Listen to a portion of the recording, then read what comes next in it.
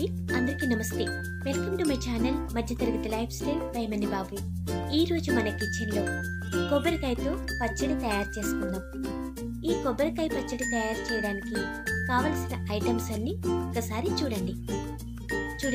ఈ కొబ్బరికాయ పచ్చడి రైస్లోకైనా, దోశల్లోకైనా, చపాతీల్లోకైనా చాలా చాలా బాగుంటుంది.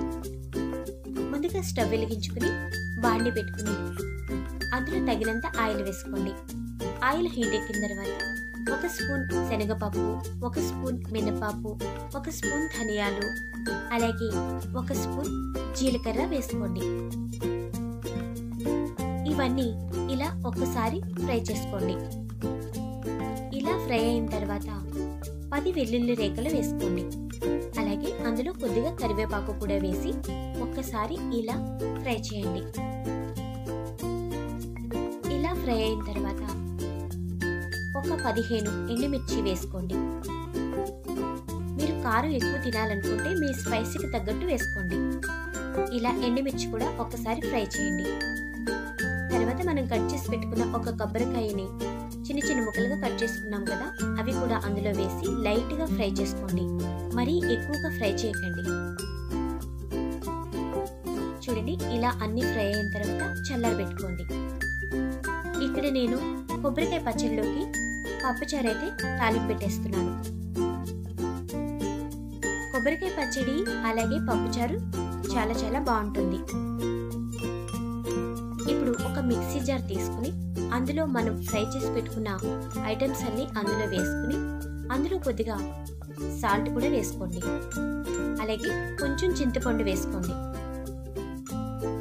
చింతపండు వేసే క్లిప్పింగ్ మిస్ అయిపోయింది. చూడండి, ఇప్పుడు ఒకసారి మిక్సీ పట్టుకోండి. ఇలా ఒకసారి మిక్సీ పట్టిన తర్వాత కలుపుకుని అందులో కొద్దిగా వాటర్ పోసి మళ్ళా మిక్సీ వేయండి. చూడండి, ఇలా మెత్తగా అయింది కదా.